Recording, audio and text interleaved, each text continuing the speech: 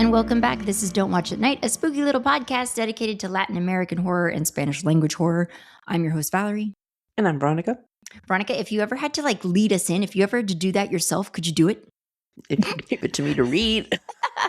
Because it's comes so second nature to me now that I have to expect to look over and see you miming the words. No, I don't know. I don't know them by heart. All right. Well, I am having hot flashes. I'm in the middle of a hot flash right now. I'm sweating. How are you doing? Okay, I was taking a little nap. Told Robert to make sure I didn't sleep over. That's too good. long. So we're here talking about a movie today, which I watched earlier midday. I know Veronica watched it last night. I could not keep my eyes open last night. I was just so freaking tired. I'm not used to being up that early. At I was 5. going to not watch it last night because I was tired and I had to learn a routine and the counts because I had to teach it this morning. But then Sophia wanted us to take her driving this afternoon, and so I didn't want to risk not getting back in time to watch it. So I still ended up watching it. Okay. It's only an hour and a half. It's only an hour and a half, so yeah. Yeah, I don't really have anything else to report. Kiddos go back to school at the time of this recording this week. By the time this airs, school will already have kicked off, but we're ready. We're as ready as we can be. Here we go. I have a high schooler. I'm a booster club mom now. I never joined any of that stuff. Well, I mean, as a way to help fund, these people are fighting for their lives when it comes to funding for these programs. They don't get the money that football does. Yeah, totally. So it's well, let me join and support. If you're new to us, there will be spoilers, so bear that in mind.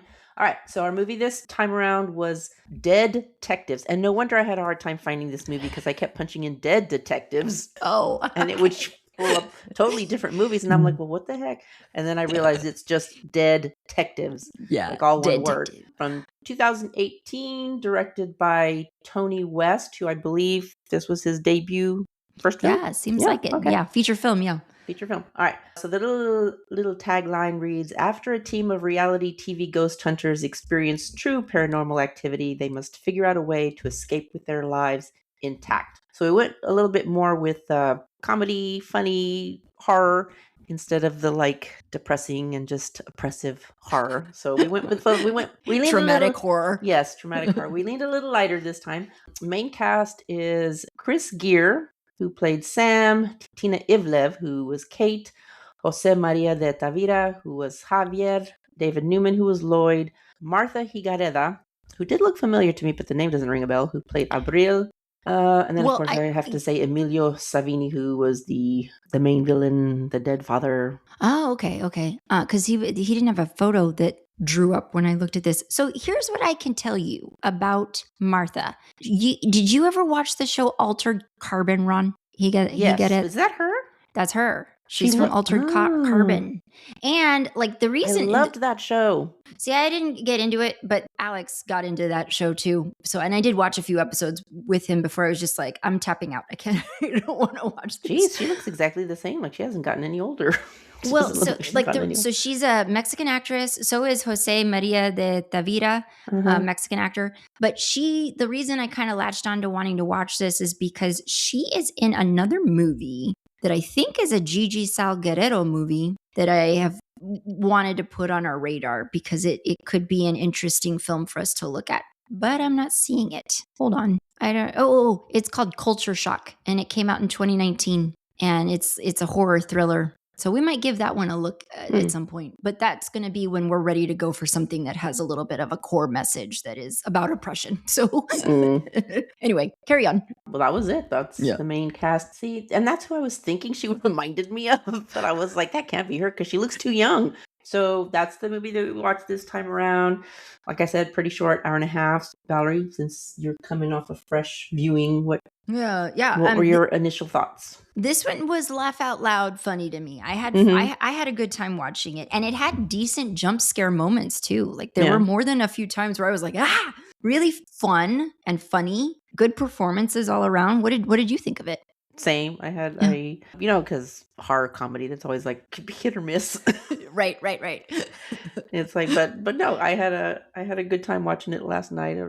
Same as you. There were moments where I like laughed out loud or chuckled at least, but also a few times when I like jumped. Robert can attest because I generally am watching it in like the big recliner chair that I always read in and nap a lot in. And I usually watch horror movies on my laptop with my headphones in. Yeah. And Robert's, on the couch watching whatever he's watching on TV. And there were a few times where I was like, yell out. I thought everyone's performances were really strong, and we'll talk more as we move through it, but really good, like, commitment to the bit. And I was very pleasantly surprised by the end of the movie because I also thought like the core component of the storyline that was like, there was kind of an emotional, not emotional, but like it was a little found family. Heartfelt. Yeah. Found family kind of story. I mean, two of them are actual brothers, so they're brothers, like biological family, but yeah. Yeah. And I thought that they wove that through really well. It didn't feel forced or lame. I thought it was really good. I liked it. What did you think of like in the beginning sequence where it's like we start in on them at like this diner, Miss Ethel's diner or something like that? What did you think? What did you make of that? Because initially at the start of the film, I was like, what is this? This feels I know. So. I was like, what are we going to be in for watching this movie? Like it felt so like over the top, and I'm like, what is this? Well, like pretty much, I had the same impression. I was like, oh Lord, what did I? Because I think. Did I pick this movie? No. I did. Found it. Yeah, I found it. And I was like, I didn't. It was a toss up because I looked at a review that loved it and a review that hated it. And I was like, well, 50-50. 50-50. 6 to 7. What do the kids say? But I think there were like 3 that you were saying we could possibly do. And in my head, I don't think I ever texted it to you, but in my head, I was like, I want to do this one because it seems like stupid. It seems like it's going to be more on the lighter side. Yeah. So this would have been my pick, but maybe that's why I was thinking like, what did I pick? But yeah, I was pleasantly surprised by kind of how it all ended up working out. And we do have resources linked for you guys. And as I was looking through I had thought that maybe I had found at least one review that didn't like it because I wanted to give you, we strive to give you balance here if we can. But no, every review really raved about it because to Veronica's point, I think it's like, it is hard to thread the needle of a horror comedy and do it in a way that it's like the scares are good and nice and creepy, and then the comedy is genuinely done. And I think these actors do a really great job here. Did you have like a favorite character? I don't probably the brother Lloyd. I was gonna say, what's his name? Lloyd. But also I thought Javi delivers a really great funny performance for what happens to him. Like a core part of the plot involves him and which I thought was also really, really interesting, the way that plot twist of what happens to him and what it means for his involvement going forward with the group. I had not seen that before, and I thought that was really novel and interesting. I was already starting to think this even before he gets murdered. But for sure afterward, I was like, well, how comedy can it be if like everyone ends up like, if it follows the usual traditional horror tropes where there's generally just like one person standing at the end, and everybody else gets killed off. That's not what happened. Fortunately, Javi's the only one that gets murdered, and I think because of the nature of what they do, because they're a reality kind of ghost hunter crew that have been faking it, just pretty much like manufacturing their own ghosts with special effects and whatnot. The way that they are able to still incorporate him as they move forward, I think was pretty well done. Since Javi did not go into his light. He did not go into his light. So part of me was like, well, that's a bummer. But yes, because then I'm kind of wondering, and this is totally overthinking it because it's a horror comedy. It doesn't take itself seriously. But I'm here thinking, okay, but what's going to happen when like the 3 other ones, like the other ones die, get old and die, and then he's stuck here on this plane because he didn't go into his light, and then what's he going to do? Maybe one day they'll find his light. He'll have an opportunity to find his light. I did. This was one of those movies where I did watch it all the way through the credits because I was like, is there going to be a scene? Is there going to be there wasn't a scene. No. So, and I mean, this movie came out in 2018, and if a sequel were coming, why mess with it? It's great as it is. So maybe they were just like, no need to touch it. Okay. So since you just watched it, and because last night, I think I kind of didn't quite catch the backstory of this ghost and what happened, the murder that happened in this haunted house. And then by the time the movie I was done watching it, it was like after 1 a.m, and I was too tired to go back and rewatch that bit. So what was the story of how this house came to be haunted? I mean, I'm not entirely sure I'm clear on who this guy is, who the what's his name? Emilio? Okay. Well, I mean, I think he just, I'm thinking my impression based on context after that was that maybe his wife was trying to leave him. Oh, that's right. So he murdered them so that they could never leave, and then killed himself. Yeah. So and as you go back through the book that the children have, where they're drawing photos of all of the different murders that have taken place in that house, the very first one is him murdering them, and then himself, and then it's just like they haunt the residents. And I guess all the different residents that have ever occupied the house, he's taken them to, or something. And that's what I was pages and pages of murder. Yeah. And that's why I wasn't clear, like, why is he murdering all these other people? Does he think that they're gonna somehow separate him from his family? I don't know. Ghosts be murdering people. Not that I don't think it probably matters. Like I said, this movie doesn't take itself that seriously, but no, I'm questioning. Okay, hold on. So just to like set people up, and you, Ronnie already kind of did, but they're like ghost hunters, if you will. Like, those ghost hunting TV shows where it's just high theatrics, over the top. What's the word I'm looking for? Theatrics for another. I can't think of another way to say it, but just dramatics for ratings and things like that. Now, anytime that I saw a ghost hunting show back in the 90s and the early 2000s, this kind of almost struck me as like a YouTube style show, but I guess they are a legit show. They've got producers and they've got a network and all that stuff. Talking about ratings. Canceled. Being canceled. Yeah. And so their head guy is telling them, you're under serious threat of being canned here because the show is just tanked so much. So I'm going to give you this new producer who is what's her name? Abril.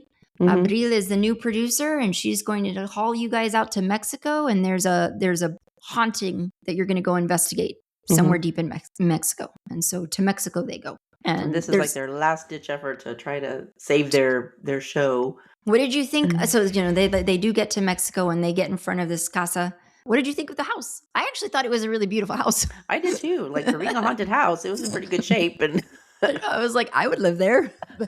Yeah, and they do meet. I didn't know who that lady was, the lady and her husband who's giving them the backstory. Yeah, that's the part where I was kind of like, I don't know if it was just too loud or she was funny. Talking. She gave a really good performance. But yeah, she gives them the backstory of like what the house is and the murder. She's like, who is it? Her uncle who slices himself open and rips out his tripas? Yeah. The way she did it, I was just like, okay. And of course, because the two brothers appear to be like British. Yeah. The girl, what's her name? Kate. She seems American.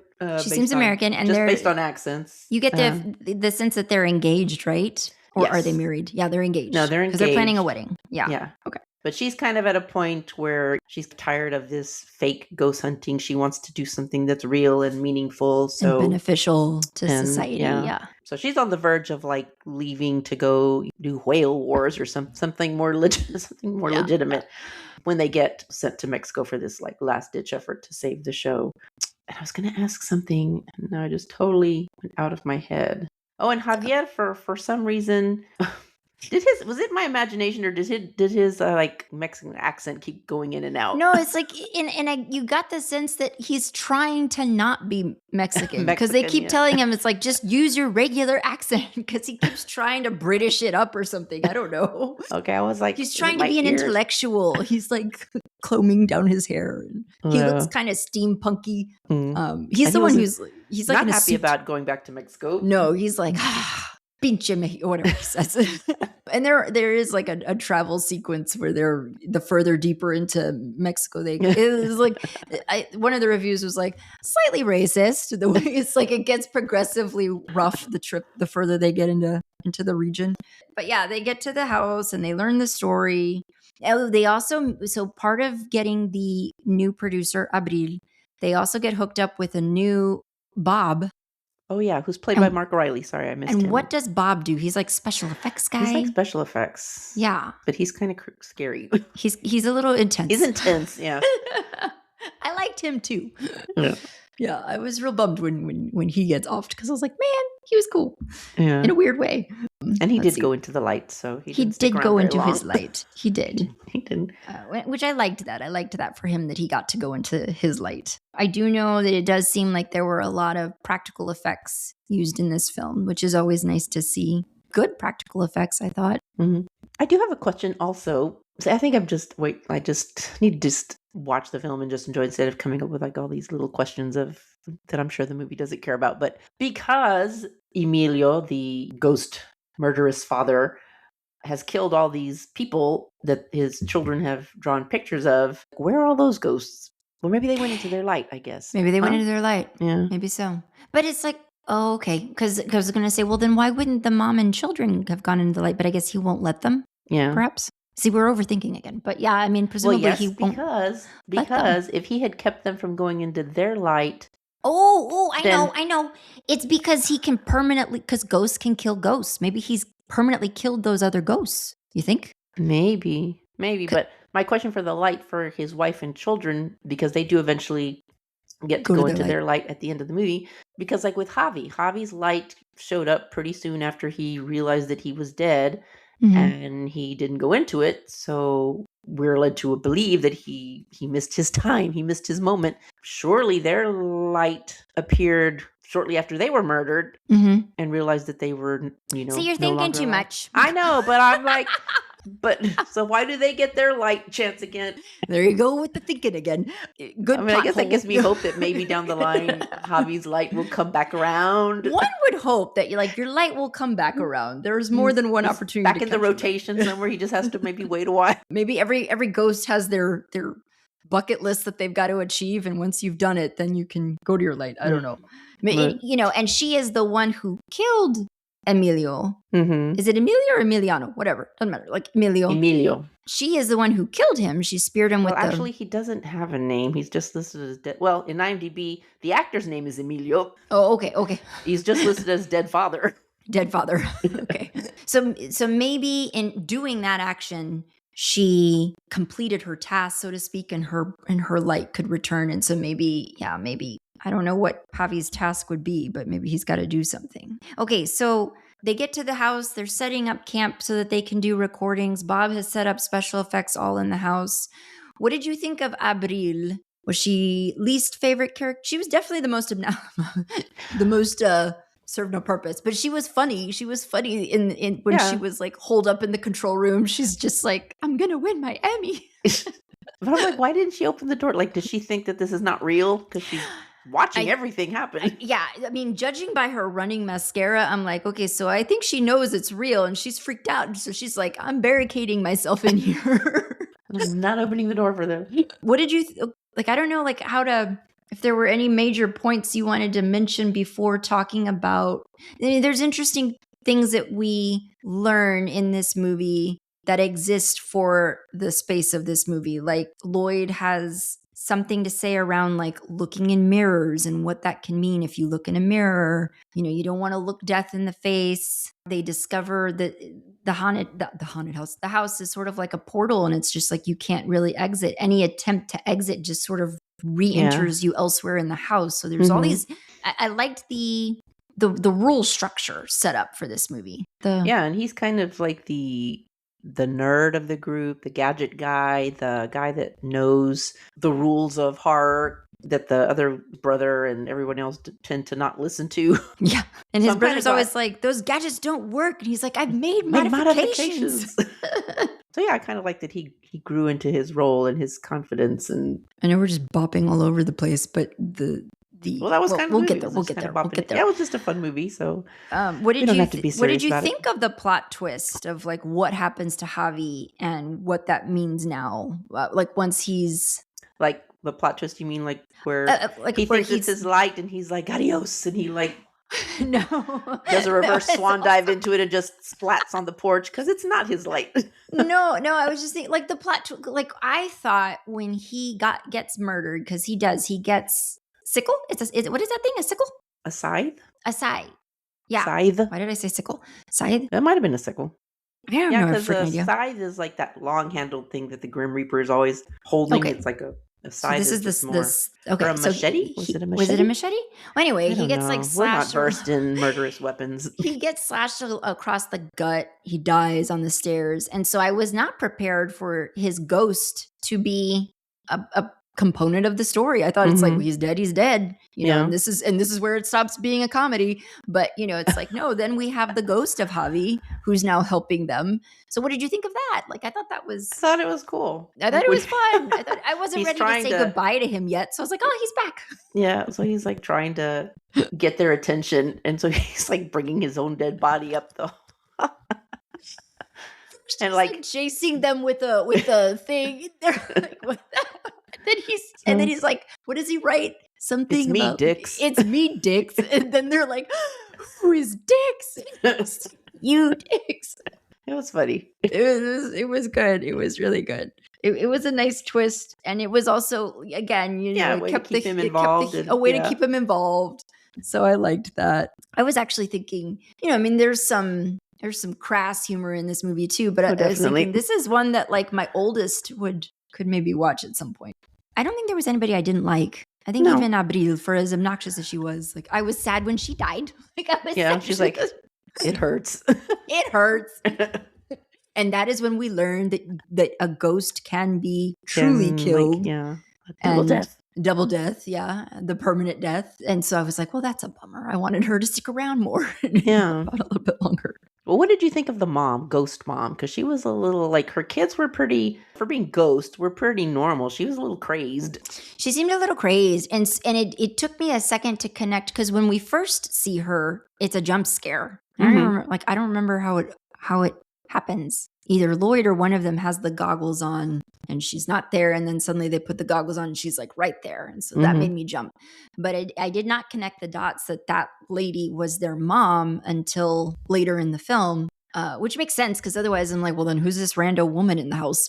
I wasn't clear. Oh, I guess because she's initially trying to scare them and attack them. And she says, you know, you want to cast us out of our own home and blah, blah, blah. And he's like, well, what would give you that idea? And he's like, oh yeah, I did say that. You know, so I thought that I was like, okay, because otherwise she was just really raging at them for reasons that weren't clearly defined to me. But yeah, it's because I guess at the beginning when they first get there, he makes the big showy speech of like, we're going to banish you from this house and we will purge you from this space. And so she's like, hello, it's because you're trying to banish me from my house.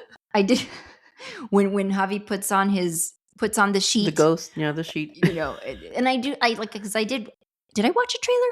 I can't remember if I watched a trailer or if like the trailer was just a clip of the movie, but I think I did watch the trailer. And so that is in the trailer where he's just like, hello, creepy kids. And then he resents the fact that he has to be the one doing the translations all the time. He's like, yeah, he was fun. He was probably, especially once he was a ghost, was probably one of the funnier ones. And I did think it's kind of funny that like his main hang up as they're progressing through the story is that he can't do anything that ghosts can really do because he prior to that never believed in ghosts. Right. So when the climax scene where they're trying to help Kate, who has been possessed by this father death, we'll call him, and Lloyd's like, you have to possess her, and he's like, okay, and he like tries to hug her, and then it escalates from there. But I was just like, okay.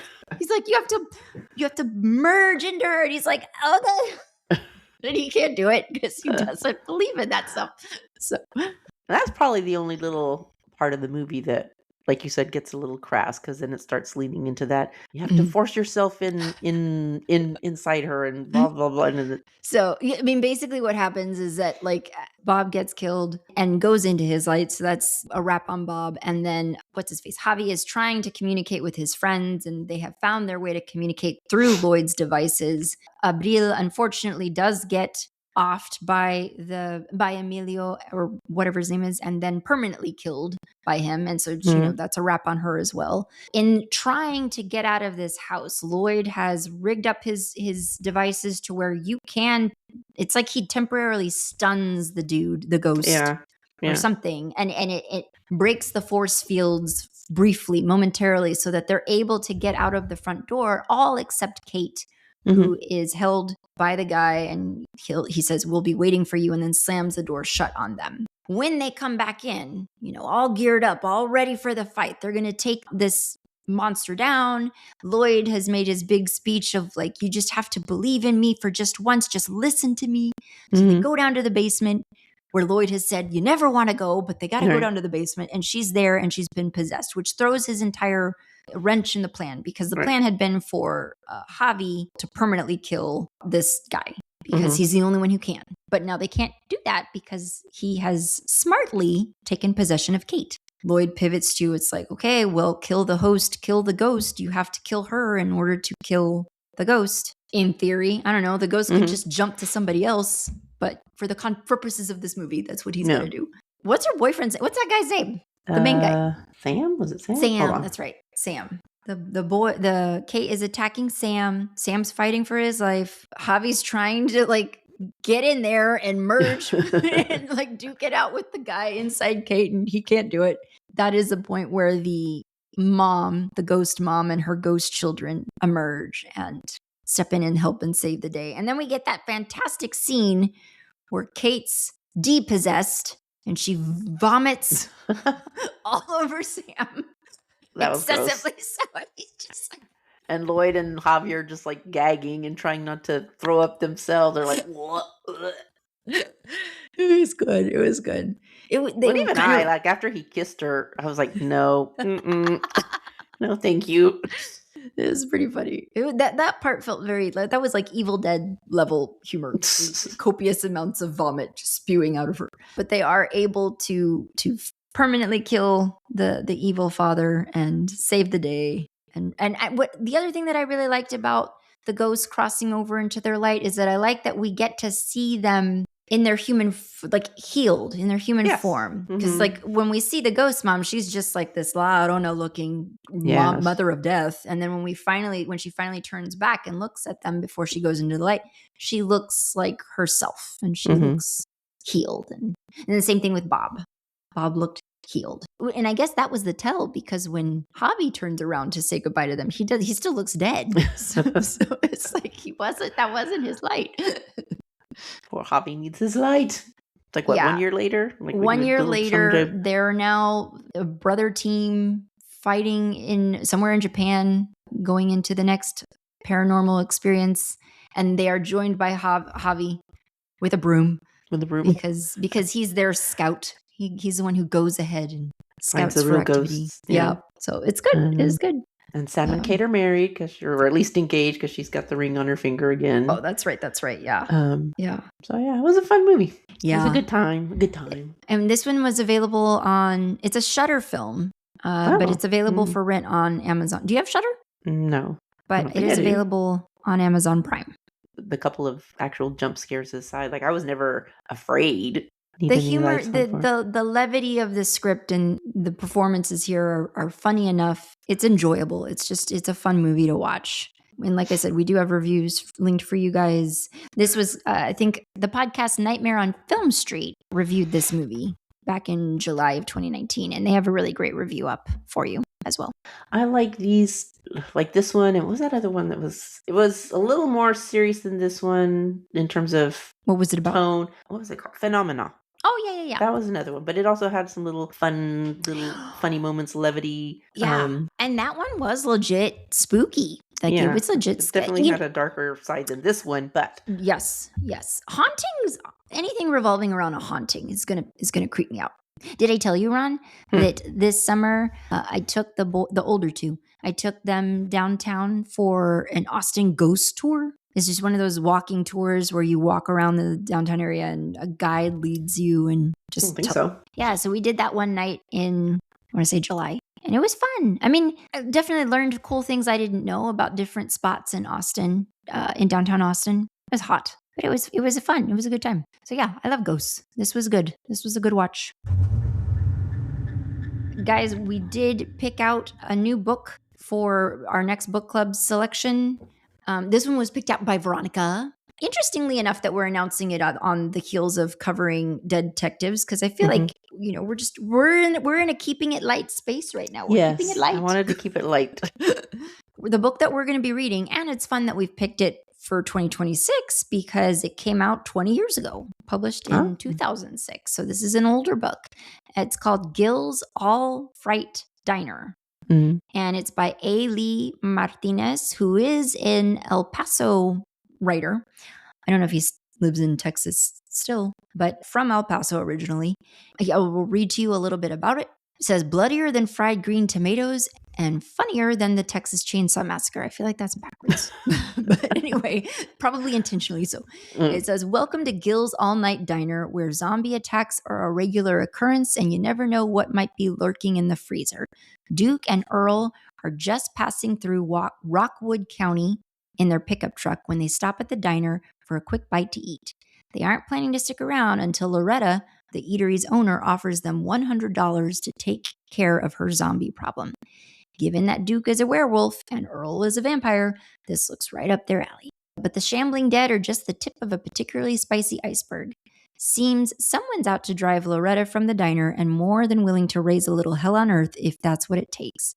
Before Duke and Earl get to the bottom of the diner's troubles, they'll run into such otherworldly complications as undead cattle, zombie cows, an amorous ghost, a jailbait sorceress, and the terrifying occult power of pig Latin. Wow. And maybe, just maybe, the end of the world too. Gory, sexy, and flat out hilarious, Gil's All Fright Diner will tickle your funny bone before ripping it out of its socket. Well, it sounds like the beginning of a joke. The vampire and a werewolf walk into a diner. Yeah. So I haven't started the book yet, but I did sample on, the audiobook. I like the narrator just based on the sample. So I think that's the way I'm going to go. Okay. It is 288 pages. That might be a good one. That might be a good one to pick up if I can find it. I'll be on the lookout for library. that. Might look for it at the library. Probably.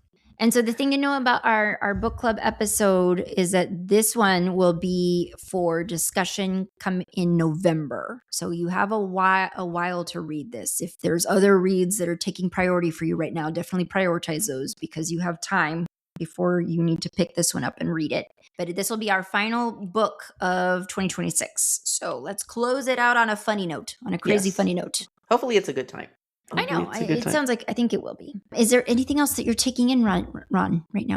Or looking forward to? I have been binge reading the Sigma Force series. Author's name is James Rollins, who, interestingly enough, was a veterinarian full-time and then started writing part-time and eventually became successful enough that he was able to swap. So now he writes full-time, but he still will do free, spaying clinics, spay or neuter dogs, cats, whatever. That's cool. And it's just a fun, for some people, their summer reading, they like romances or what they call beach reads, right?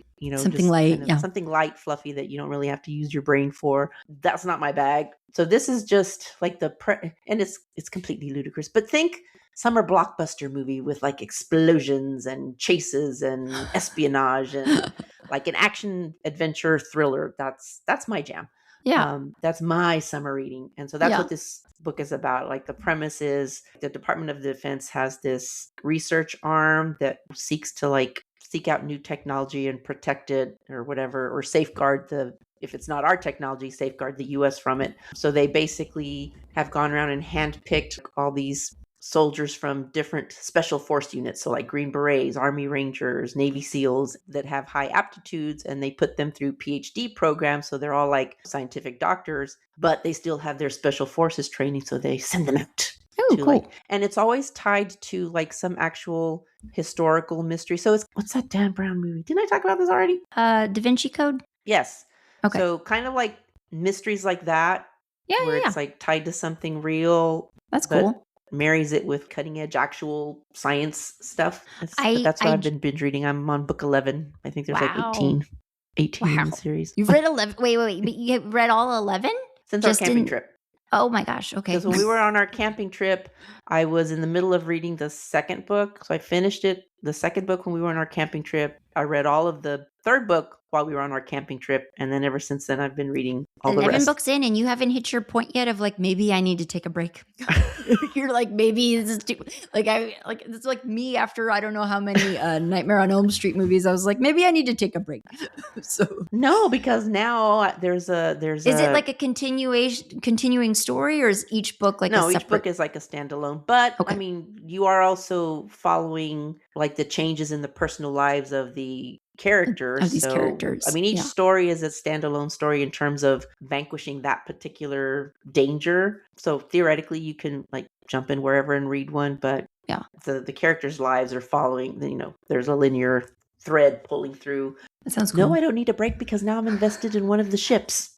Okay. So, well, I just recently checked out the audiobook again through my library. I checked out the audiobook for Sour Candy by Keelan Patrick Burke. It's like dark fantasy.